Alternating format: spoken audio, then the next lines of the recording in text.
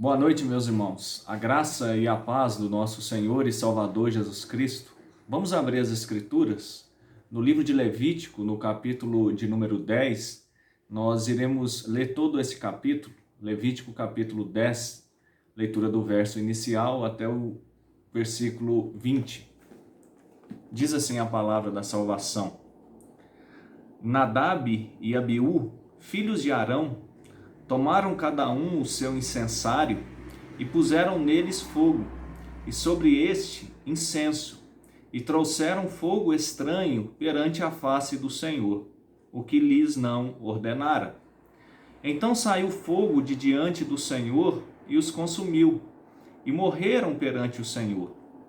E falou Moisés a Arão: Isto é o que o Senhor disse: mostrarei a minha santidade naqueles que se acheguem a mim, e serei glorificado diante de todo o povo.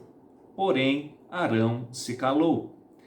Então Moisés chamou a Misael e a Eusafã, filhos de Uziel, tio de Arão, e disse-lhes: Chegai, tirai vossos irmãos de diante do santuário, para fora do arraial. Chegaram-se, pois, e os levaram nas suas túnicas para fora do arraial, como Moisés tinha dito. Moisés disse a Arão e a seus filhos, Eleazar e Itamar: Não desgrenhei os cabelos, nem rasguei as vossas vestes, para que não morrais, nem venha grande ira sobre toda a congregação. Mas vossos irmãos, toda a casa de Israel, lamentem o incêndio que o Senhor suscitou. Não saireis da porta da tenda da congregação, para que não morrais, porque está sobre vós o óleo da unção do Senhor. E fizeram, conforme a palavra de Moisés. Falou também o Senhor a Arão, dizendo: Vinho ou bebida forte, tu e teus filhos não bebereis, quando entrares na tenda da congregação, para que não morrais. Estatuto perpétuo será isso entre as vossas gerações, para fazerdes diferença entre o santo e o profano, e entre o imundo e o limpo, e para ensinardes aos filhos de Israel todos os estatutos que o Senhor lhes tem falado por intermédio de Moisés. Disse Moisés a Arão e a seus filhos Eleazar e Itamar, que lhe ficaram: Tomai a oferta de manjares restante das ofertas queimadas ao Senhor, e comei-a sem fermento junto ao altar, porquanto coisa santíssima é. Comê-la-ás em lugar santo, porque isto é a tua porção e a porção de teus filhos, das ofertas queimadas do Senhor, porque assim me foi ordenado. Também o peito da oferta movida e a coxa da oferta comereis em lugar limpo, tu e teus filhos e tuas filhas, porque foram dados por tua porção e por porção de teus filhos, dos sacrifícios pacíficos dos filhos de Israel. A coxa da oferta e o peito da oferta movida trarão com as ofertas queimadas de gordura, para mover por oferta movida perante o Senhor, o que lhe será por estatuto perpétuo, para ti e para teus filhos, como o Senhor tem ordenado. Moisés diligentemente buscou o bode da oferta pelo pecado, e eis que já era queimado. Portanto, indignou-se grandemente contra Eleazar e contra Itamar, os filhos que de Arão ficaram. Disse: Por que não comestes a oferta pelo pecado no lugar santo? Pois a coisa santíssima é, e o Senhor a deu a vós outros, para levardes a iniquidade da congregação, para fazerdes expiação por eles diante do Senhor. Eis que desta oferta não foi trazido o seu sangue para dentro do santuário. Certamente devíeis tê-la comido no santuário, como eu tinha ordenado. Respondeu Arão a Moisés: Eis que hoje meus filhos ofereceram a sua oferta pelo pecado e o seu holocausto perante o Senhor, e tais coisas me sucederam. Se eu hoje tivesse comido a oferta pelo pecado, seria isso porventura aceito aos olhos do Senhor? O que ouvindo Moisés, deu-se por satisfeito. Vamos orar nesse instante, rogando ao Senhor que habita no alto e sublime trono, que possa nos instruir a toda a verdade e venha assim, pela tua palavra, nos edificar. Deus bendito, Deus santo, Deus de Abraão, de Isaac, Deus de Israel, Deus da aliança. A nossa gratidão por essa oportunidade que o Senhor nos concede, ó Deus, mesmo em exílio eclesiástico, mesmo em afastamento social, ó Deus, algumas cidades estão fechadas na totalidade no que diz respeito à entrada e saída de moradores, de cidadãos, mas mesmo nessa circunstância o Senhor continua cuidando do seu povo e da tua igreja. Nós rogamos a tua misericórdia, que em breve essa pandemia possa terminar e que possamos juntos estarmos nos nossos templos, que são nossos no que diz respeito ao cuidado, à administração, ó Deus, mas que na verdade são do Senhor. O Senhor é o verdadeiro pastor, o Senhor que é o verdadeiro diácono, o Senhor que é o verdadeiro presbítero. Reconhecemos também, ó Deus, que sobre os profissionais da saúde, sobre os governantes, Tu és o verdadeiro senador, ó Deus, Tu és o verdadeiro presidente e assim o político que o citarmos. Ó Deus, Tu és aquele que é o médico dos médicos. Ó Deus, depositamos em Ti a nossa confiança e esperamos que em breve essa situação se resolva para a Tua glória. Nós oramos agradecidos, rogando que o Teu Santo Espírito nos conduza a toda a verdade ao meditarmos no bendito Evangelho do Senhor. Em Cristo Jesus. Amém. Meus irmãos, esta é uma passagem muito importante quando nós estudamos o livro de Levítico. Se você prestar atenção, do capítulo 1 até o 7º capítulo, nós temos ali várias ofertas de muitas naturezas que são apresentadas, que seriam as ofertas dirigidas para que o povo assim tivesse o seu relacionamento com Deus. No capítulo 8 nós temos um momento singular e muito significativo na história de Israel, quando o culto ele é formalmente organizado por Deus. Ali nós temos as diretrizes que os sacerdotes deveriam utilizar. Isso ocorreu durante todo o período do tabernáculo e posteriormente já no período de Salomão também, quando nós pensamos ali na inauguração do templo. Pois bem, queridos, esse texto então que nós acabamos de ler, do capítulo de número 10, ele inicia logo uma grande celebração a ver acontecido. Uma grande celebração tinha ocorrido no capítulo 8 e no capítulo de número 9, onde o Senhor manifesta a Moisés como o profeta do Senhor, manifesta a Arão como sacerdote e aos seus filhos essa postura requerida por Deus. Interessante que a postura requerida por Deus no livro de Levítico é a santidade. Perante o Senhor, que é como o capítulo de número 10 começa, é uma expressão muito forte no livro, ela aparece 60 vezes. E perante o Senhor, nós sabemos que temos muitas palavras no Antigo Testamento que mostram a grandeza do nosso Deus. A palavra aqui, o nome de Deus utilizado aqui é o nome Iavé. Então, diante de Iavé, essa é a mensagem que o livro está apresentando nesse momento. Queridos, todos nós estamos diante de Iavé, que é o Deus do pacto, que é o Deus que tem uma aliança com a sua igreja. Interessante quando pensamos na diferença do cristão em face à pandemia e do ímpio, e também diferente a maneira como Eleazar e Itamar se comportaram, como se comportou também Arão após a morte de Nadab e de Abiú. Queridos, mas primeiro nós temos que pensar na atitude irreverente de Nadab e de Abiú. Se você observar o versículo de número 1, nós vamos encontrar algo muito significativo, importante e relevante. Olha o que diz as Escrituras. Nadab e Abiú, filhos de Arão, tomaram cada um o seu incensário e puseram neles fogo, e sobre este incenso, e trouxeram fogo estranho perante a face do Senhor, o que não lhes ordenara. Verso 2. Então saiu fogo de diante do Senhor e os consumiu e morreram perante o Senhor. Observe que Nadab e Abiú, eles não obedeceram à lei. E ainda que no capítulo de número 8 e no capítulo de número 9 nós temos a inauguração do sacerdócio, nós sabemos como os sacerdotes usavam aquelas vestes tão especiais, como a roupa deles foi bem preparada também com as pedras que eles utilizavam na sua testa, representando toda a nação de Israel, as 12 tribos, mas aqui eles foram irreverentes. Se nós lemos o próprio livro de Êxodo, ali as escrituras já orientam que todo sacrifício feito precisava vir de um fogo específico, que o incensário só poderia ser aceso com fogo consagrado ao Senhor.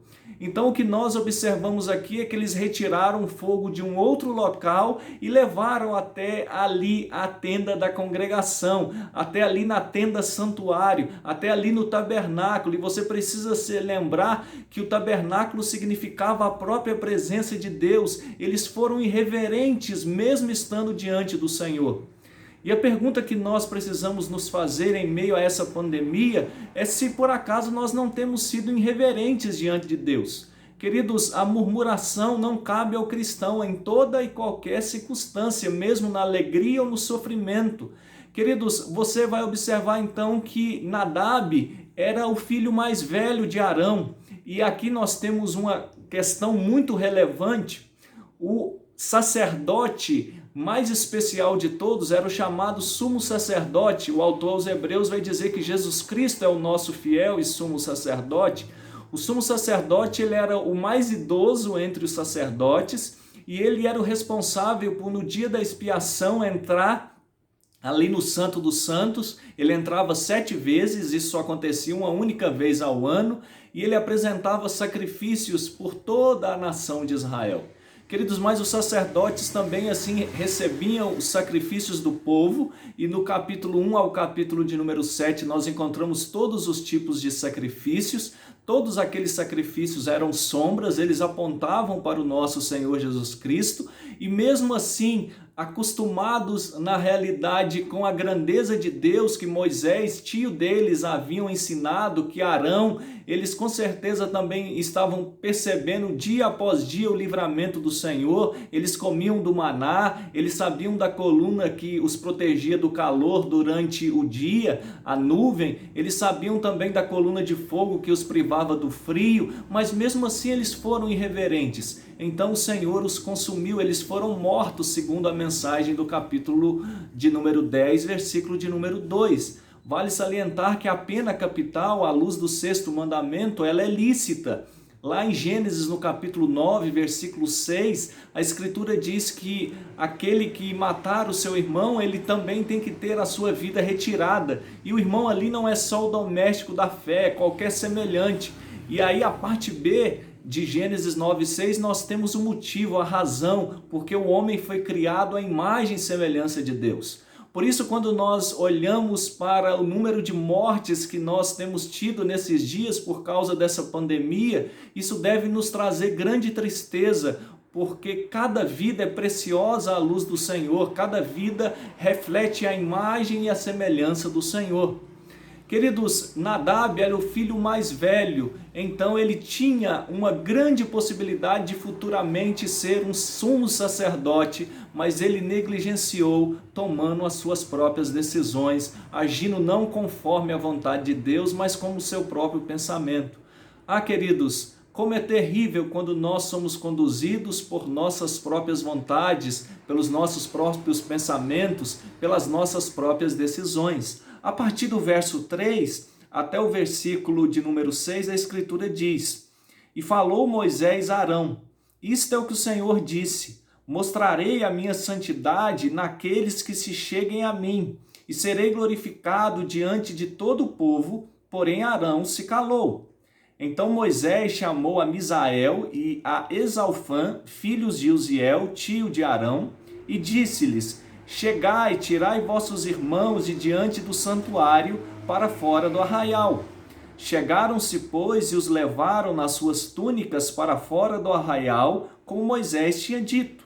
Moisés disse a Arão e a seus filhos, Eleazar e Itamar: Não desgranheis os cabelos, nem rasgueis as vossas vestes, para que não morrais, nem venha grande ira sobre toda a congregação, mas vossos irmãos, toda a casa de Israel, lamentem o incêndio que o Senhor suscitou. Queridos, o verso de número 4 vai citar aqui dois homens, Misael e Eusafã, e você pode perceber que eles eram filhos do tio de Arão, que também era tio de Moisés, chamado Misael. Então eles são primos daqueles dois que haviam falecido, Nadab e Abiú. E eles então são chamados para retirar os corpos dos seus primos, porque eles estavam mortos. Observem que Eleazar e Itamar, imediatamente eles vão assumir a função de sacerdotes. Eles eram irmãos mais novos. E aqui nós temos um ponto muito interessante. Eles são irmãos mais novos de Nadab e Abiú e imediatamente eles ocupam a função dos seus irmãos. Por quê? A obra de Deus não pode parar, mesmo em circunstâncias difíceis, mesmo em momentos delicados. Queridos, nós estamos em face a uma pandemia, mas nós precisamos continuar levando a vida cristã a sério. Nós precisamos continuar orando, nós precisamos continuar lendo a Bíblia. Deus continua requerindo de mim e de você santidade. Queridos, e aí é interessante que tanto aqueles que estavam de luto pela perda dos irmãos, Eleazar e Itamar, e principalmente o pai Arão, aquele homem, aquela mulher que perde um filho, segundo vários especialistas da área humana, seja da área da antropologia, da teologia, até mesmo na área clínica, dizem que praticamente ninguém mais sente o mesmo sentimento de alegria na mesma intensidade da vida depois de sepultar um filho. Talvez você já passou por essa experiência e sabe do que eu estou dizendo. Queridos, mas eles não poderiam rasgar as suas vestes, eles não poderiam despentear os seus cabelos, eles não poderiam fazer qualquer sinal que manifestasse luto. E era assim que o judeu manifestava luto. Eles tinham que reconhecer que essa atitude de Deus era justa e que Deus havia feito isso para exemplo e que Deus havia feito isso para a promoção da sua glória. Ah, queridos, quando nós realmente compreendemos a justiça de Deus, quando nós compreendemos a sua bondade em continuar nos concedendo vida, mesmo em meio aos nossos pecados, nós precisamos assim sermos submissos. Não pense que o castigo de Deus foi muito severo naquela circunstância. Não pense que quando Ananias e Safira, no capítulo de número 5 de Atos dos Apóstolos, eles morrem porque tentaram mentir ao Espírito Santo do Senhor, a terceira pessoa da Trindade, é o Deus verdadeiro. Isso é muito grande. Querido, todo pecado é passível de morte. E quando nós não morremos imediatamente, é por causa da misericórdia de Deus. Calvino, comentando esta passagem e falando a respeito da morte, ele nos ensina algo muito interessante. Permita-me ler Calvino. Diz assim, Calvino comentando esse texto: se refletirmos em quão santa é a adoração a Deus, a enormidade dessa punição não nos ofenderá de modo algum. Além disso, era necessário que a religião deles fosse sancionada em seu início, pois se Deus tivesse permitido que os filhos de Arão transgredissem com impunidade, eles posteriormente teriam negligenciado descuidadamente toda a lei. Esta, portanto, foi a razão para tão grande severidade, que os sacerdotes se guardassem zelosamente contra qualquer profanação. Contra qualquer profanação eles deveriam se guardar. Observe que isso aconteceu, essa punição, porque Deus vela pelo seu culto. Queridos, os puritanos no século 17, e nós somos filhos dos puritanos como reformados, inclusive foram eles que escreveram os nossos símbolos de fé, a confissão de fé e o catecismo maior e breve de Westminster. Eles disseram e apresentaram algo claramente pelas escrituras que deve normatizar o nosso culto, que é o chamado princípio regulador do culto. O que ensina o princípio regulador do culto? Nós só podemos praticar um culto bíblico se nós seguimos as recomendações do próprio Deus nas Escrituras. Nós não podemos acrescentar absolutamente nada. É Ele que determina os elementos do culto. Então eles quebraram, Nadab e Abiú, esse princípio regulador do culto e por isso eles morreram.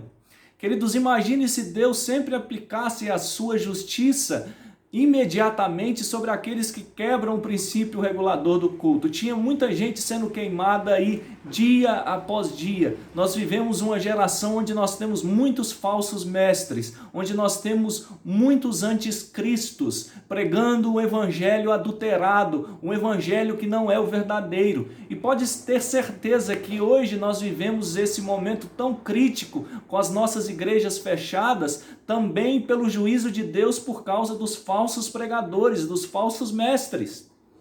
Queridos, segundo pesquisas, hoje no Brasil nós temos 12 mil apóstolos. Olha que coisa absurda, queridos, nós não temos. Todos os apóstolos, eles foram testemunhas oculares do ministério, da morte, da ressurreição e da ascensão de Cristo. É tanto que Paulo vai dizer que ele é um apóstolo nascido fora do tempo. Queridos, o Senhor Jesus Cristo só teve 13 apóstolos. Matias é o 12º e Paulo o 13º. Quando nós observamos João, capítulo de número 10, onde o Senhor Jesus Cristo faz uma parábola dizendo que Ele é o bom pastor e que a sua igreja é as ovelhas, observe que a Escritura diz que nós só damos ouvidos, ou as ovelhas só dão ouvidos à voz do bom pastor. Quem lida com essa prática de cuidar de ovelhas, sabe que as ovelhas conhecem a voz do seu pastor e não adianta nenhum outro homem falar que elas não seguem outra voz. Queridos, então, como que nós seguimos a voz de Cristo? É por meio da pregação fiel das Escrituras. Aquilo aconteceu há quase 3.500 anos atrás com Nadab e Abiú, porque eles não seguiram o culto de Deus. Observe que, segundo a nossa modalidade reformada de fé, nós temos 3 tipos de cultos, e isso inclusive está nos princípios de liturgia da Igreja Presbiteriana do Brasil. É o culto particular, é o culto doméstico e é o culto público, ou as santas convocações. Então, queridos, observe, nós não estamos impedidos de cultuar a Deus domesticamente e nós não estamos impedidos de cultuar a Deus sozinhos, o nosso culto doméstico individual. Então, leve muito a sério, nós precisamos continuar cultuando a Deus com reverência e com santo temor, mesmo em face a essa circunstância que nós estamos. O verso de número 7 nos ensina algo bastante interessante, quando diz que Eleazar e Itamar não poderiam sair ali do tabernáculo para levar o corpo dos seus irmãos, mas que isso deveria ter sido feito por outros homens, porque eles estavam sobre o óleo.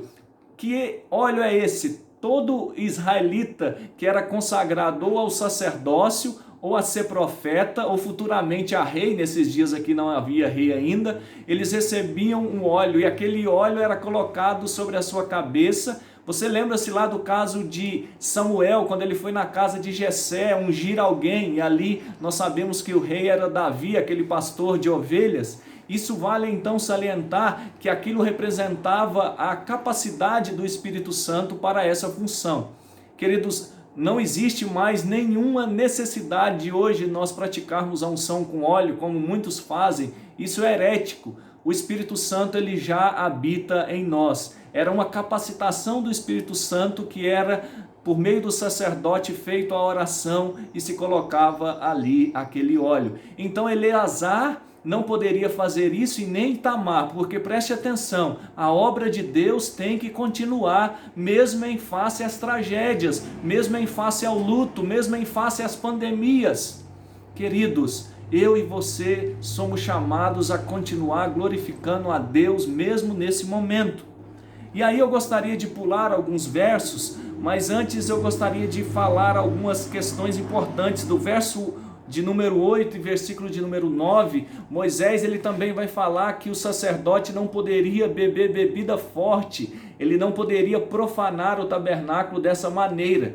Eles estavam em meio aos povos cananeus, ainda que caminhando pelo deserto, e isso era muito prático entre os cananeus. Eles faziam sacrifícios regados a festas com muito vinho, inclusive os sacerdotes se embriagavam, e isso não poderia acontecer com essa nação, a nação de Israel, a igreja que é chamada ao sacerdócio.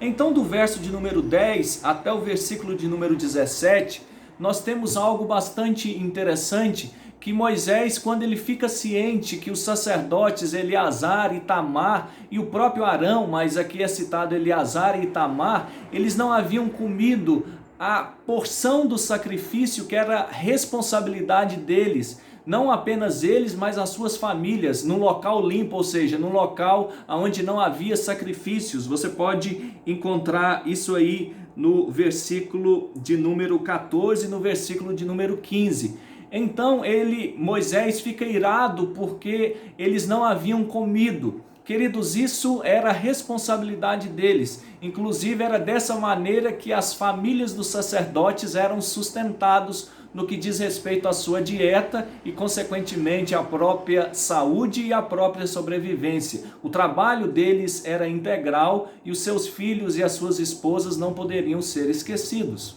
Por que Moisés ficou indignado? Porque eles não obedeceram à voz de Deus, com medo da situação que ocorrera com Nadab e Abiú. Então eu chego ao verso 19, e esse é um verso maravilhoso. Diz assim a Escritura: depois de Moisés questionar porque eles não haviam comido, respondeu Arão a Moisés: eis que hoje meus filhos ofereceram a sua oferta pelo pecado. Ele está referindo-se a Nadab e Abiú. E o seu holocausto perante o Senhor. E tais coisas se sucederam. Quais coisas? O incêndio. Se hoje eu tivesse comido a oferta pelo pecado, teria sido isso porventura aceito aos olhos do Senhor? O que ouvido Moisés, deu-se por satisfeito. Observe, Arão, ele intercedeu pelos seus filhos, Eleazar e Itamar, porque eles não haviam comido. O que Arão era? Ele era sumo sacerdote. Queridos, o que o sumo sacerdote, todos os sacerdotes apontavam? Eles apontavam para Cristo. Observe, Nadab e Abiú, eles não obedeceram à lei de Deus e eles foram consumidos. Eleazar e Itamar também não obedeceram à lei de Deus e não foram mortos. Por quê? Arão intercedeu por eles. Naquele momento, ele foi um tipo de Cristo. Ele agiu como Jesus Cristo, que é o nosso sumo sacerdote e intercede por mim e por você. Por que ele não morreu? Aliás, desculpe-me, não Arão, porque Eleazar e Itamar não morreram, porque Jesus intercedeu por eles. Arão ali era um tipo de Cristo. Queridos, por que nós não morremos pelos nossos pecados? Porque Jesus é aquele que fez mediação entre Deus e o homem. 1 Timóteo 2,5, portanto existe um só mediador entre Deus e os homens, Cristo Jesus, homem. Nós só não morreremos eternamente porque nós temos Cristo, o nosso fiel e sumo sacerdote. E mesmo que um de nós, crentes, ou um amigo nosso na fé, um irmão na fé, venha morrer pela Covid-19, mas nós estaremos para sempre na presença de Deus, por intermédio de Cristo, o nosso fiel e sumo sacerdote. Eu gostaria de concluir essa meditação lendo na nossa confissão de fé, no capítulo de número 9, que trata sobre Cristo como mediador, o parágrafo 7, Cristo mediador, parágrafo 7 da confissão de fé. Cristo, na obra de mediação, age de conformidade com as suas duas naturezas, fazendo cada uma o que lhe é próprio. Contudo, em razão da unidade de sua pessoa, o que é próprio de uma natureza é às vezes na Escritura atribuído a outra pessoa denominada pela outra natureza. Então observe, o que o Senhor Jesus Cristo faz como homem? Ele é 100% Deus desde a eternidade, desde sempre, e desde a sua concepção ele é homem.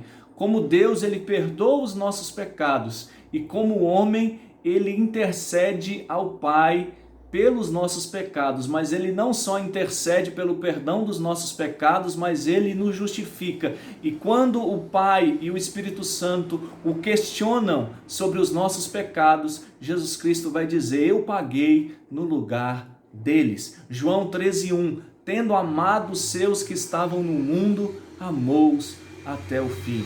Que Deus nos abençoe, que Cristo nos guarde, assim como Ele guardou a Eleazar e Itamar naquele dia, na pessoa de Arão, que ali representava Cristo Jesus. Que o Senhor te abençoe e continuemos em fé em meio a essa pandemia.